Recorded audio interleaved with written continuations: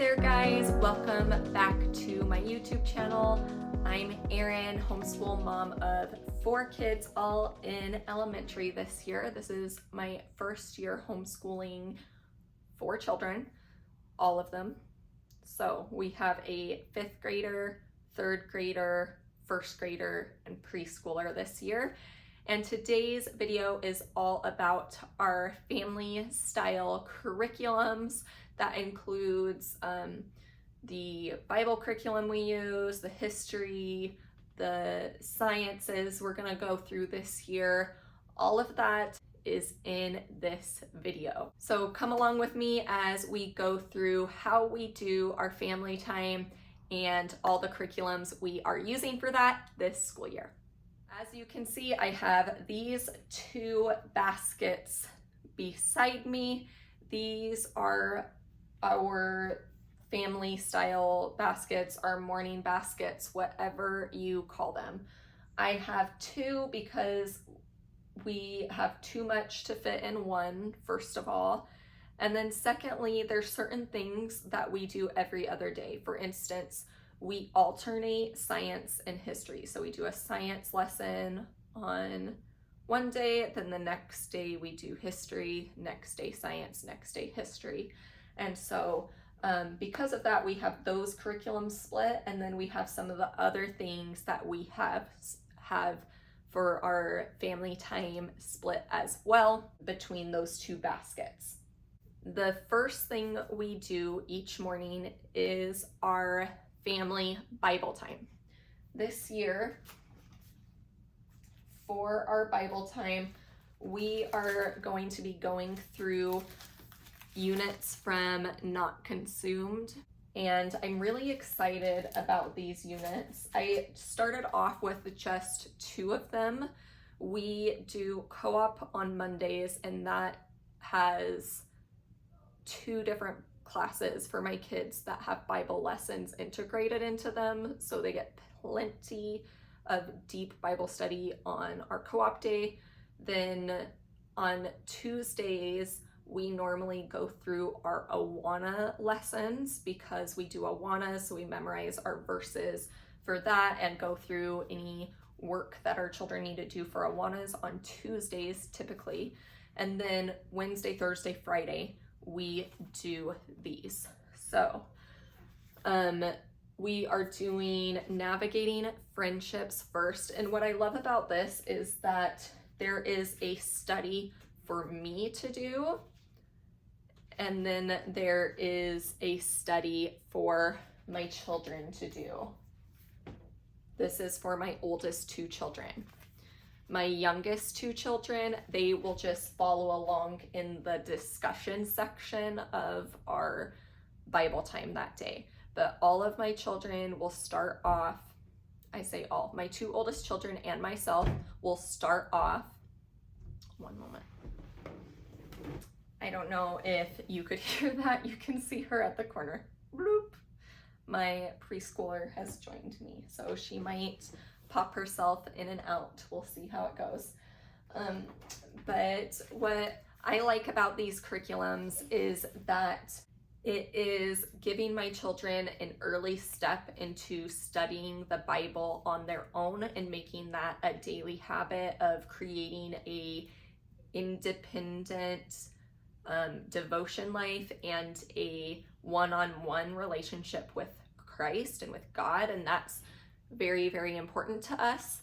So we're going to try those curriculums out this year and see how they go. We have not used Not Consumed before, so I'm excited to see how it goes with our family. I'll let you know. Make sure you subscribe to my channel so you can see any updates I have on those things. So they will start off doing their individual Bible time, and then we'll all come together and discuss it. And my youngest 2 children, my 1st grader and my preschooler, I do have them sit at the table while we do our Bible time.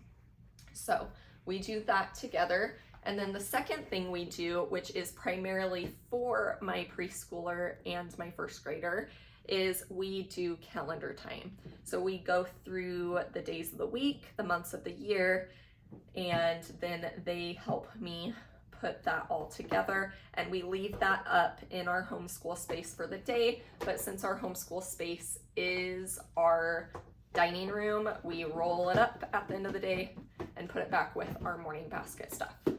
I'm sorry if you hear that. That's my 4-year-old checking out some of the curriculum stuff that I have at my feet right now.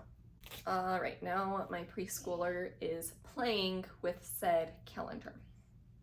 They love that thing. So after we do calendar time, we jump into our subjects of the day. So at that time, I grab one basket or the other basket, depending on what we're doing that day, and we jump into our history or science.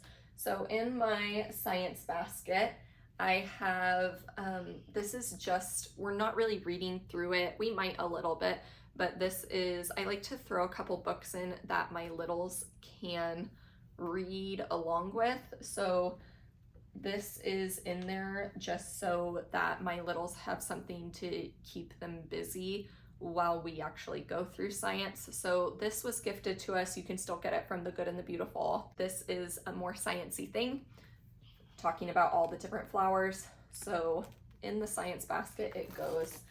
And then we have our different science studies. So I think I'm gonna start with ecosystems this year.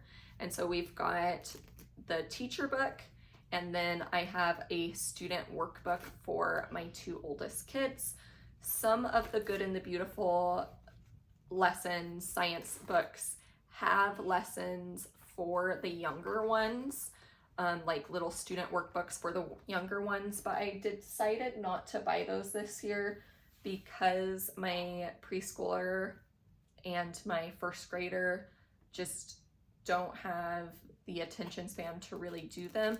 They love when we do activities from the science book. They jump right into those and they'll answer questions, and you wouldn't believe how much they're learning from just kind of listening and jumping in on those activities.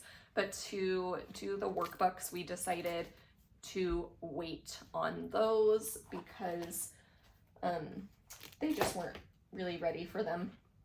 So then we have, after we finish that one, we'll do marine biology, or actually we won't, my bad. After that one, we will jump into mammals. And then again, I have the student workbooks, one for my 5th grader, one for my 3rd grader. It recommends them 3rd through 8th grade. And then we have marine biology. So those are the 3 units we are doing for the Good and the Beautiful science this year. We will probably just do those 3. The Good and the Beautiful science recommends like 4 or 5 of them a year. Our homeschool co-op that I run, we're doing a science class as part of that co-op also. So I feel like what's worked best for my family is we've got that day of science, and then we do about 3 units through the school year. And we'll see where that takes us. If we finish all of those and we still have 6 to 8 weeks left at the end of our homeschool year, I'll probably grab one more. But that's what we're going to start with for our family science this year. That is all that is in our science basket, is those curriculums. And then in our history lesson, I have everything here that they gave us. We won't use all of these things at once. Obviously, we won't read all of these at the same time, so I'll minimize it down to just what we're using. But we are using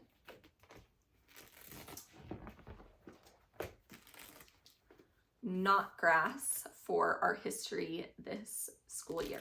So I actually bought this at the end of the last school year, at like the very end of the last school year, because what we did with my 4th grader was, it worked for like the first half of the year, but it wasn't working. It just became a lot for us because we were having to research different pieces. And when you have a handful of kids that you're homeschooling, that was difficult. So we switched to this at the very end of the school year, like so close to the end that we only completed like 4 lessons from it. So we're going to spend the rest of this school year going through this one. And so we've got the textbook, the teacher book that I read aloud from. Then we have our Atlas workbook. I have one of these for my 5th grader and for my 3rd grader. And then the lesson review book. I think we might do these questions out loud rather than write them down. We'll see. I'll update you guys on that. And then answer key and literature guide.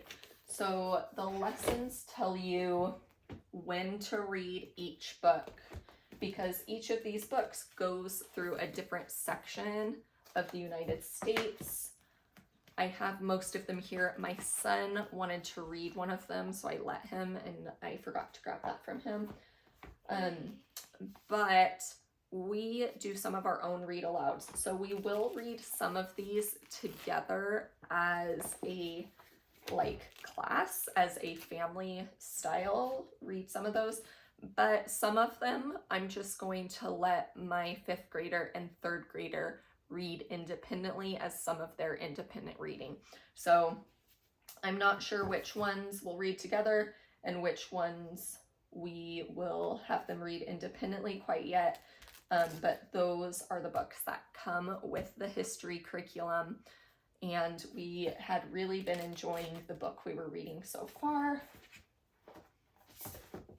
This is the first one, Rabbit Hill, and it was really cute so far. So we're going to continue reading that one together. And then because it's kind of history and government focused, we have the Tuttle Twins added into our history basket. We only read the Tuttle Twins every other day. And I have 4 books in here because we're going to try to read 4 of them this year, like 1 per quarter. We just read about 10 pages, 10 minutes, about that out of these books. And we just read them every other day, like I said, and it just really puts to light some different ways that money works, that government works, just good lessons from the Tuttle Twins. So we love that. So that is a part of our history morning basket. Last but not least, we have our read aloud books. So we do this last as our last morning time activity. Depending on the time, I will often pause for a second, get a quick snack for my children, and they will eat that snack while we complete our read aloud time. And we just, again, we either do 1 chapter, 10 pages, or about 15 minutes in these books. And we do read from one of these every day. Some of the books we're going to go through this year. The first one we're going to read on our first day of school is A Hat for Ivan by Max Lucado. And it's just really sweet. It says that every one of the adults wear a hat that shows what they love to do best. And Ivan's father is the hat maker. And as he creates a perfect hat for each person, Ivan wonders what he will have. But Ivan doesn't need to worry about his future because his father, the hat maker who loves him most, shows him there's only one hat, one life created just for him. So that I feel like is a great message for our first day of school. So we're going to start with this on our first day. And then these are some of the books we're going to read aloud as a family this year. Some other ones I hope to get to that aren't in this pile are Anne of Green Gables, and we're going to continue reading. Sorry, you can probably hear my preschooler. She's still here. We're going to read Anne of Green Gables this year. We're going to continue reading Little House on the Prairie. We read like 1 to 2 books from that series every year. And then we have Holes. My son's super excited about that one. We have The Hatchet. Again, my husband and I are really excited about that one. It's a classic read. And I love to choose books that each of my children will be interested in. So those ones, you can tell that they're more geared towards my 5th grade son, but I really think my daughter will enjoy them as well. Then we got Pippi Longstocking. This one I thought would be fun, especially for my 2 littles to hear. And then Tuck Everlasting. I loved the movie growing up. I've never read the book, so I thought this would be, it was a recommended read for like a 3rd, 4th, 5th grader. So I was excited to read that one with my kiddos this year. I'm not sure which one we will start with. I might let them kind of vote and choose, we'll see. But we will read those every day. So just to recap with our morning basket, that is all of our family style curriculums. We start with our Bible time together, then we do calendar time together, and we do those things every day. And then I choose either my science basket or my history basket.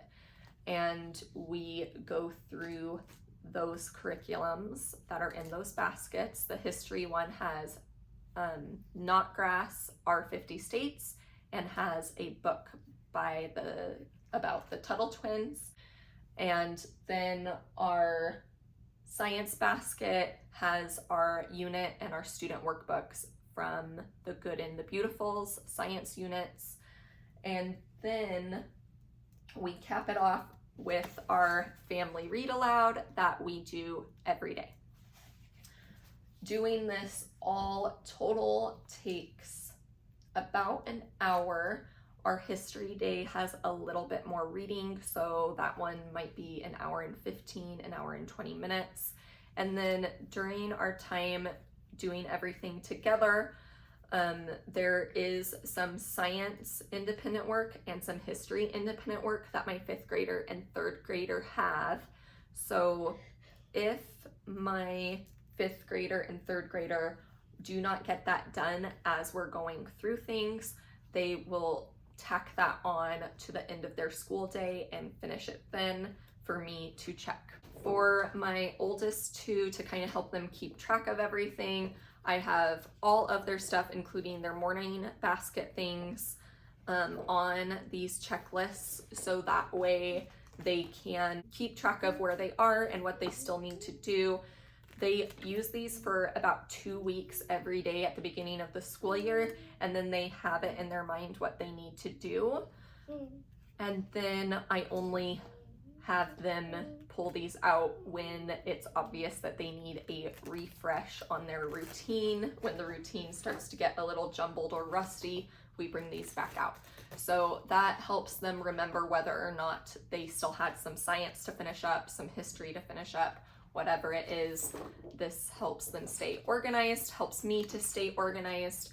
And so these are available to purchase down in my description box. I think they're like $1 or $1.50, something like that. And they're editable, so you can change all these up to fit whatever curriculums you do with your children. But I do get asked, like, how do they remember and you remember that they need to finish up their science? That's how we, or their history, that's how we use those to check it off. And then once we get in a good rhythm, they just know, and me too, I just know and I remind them.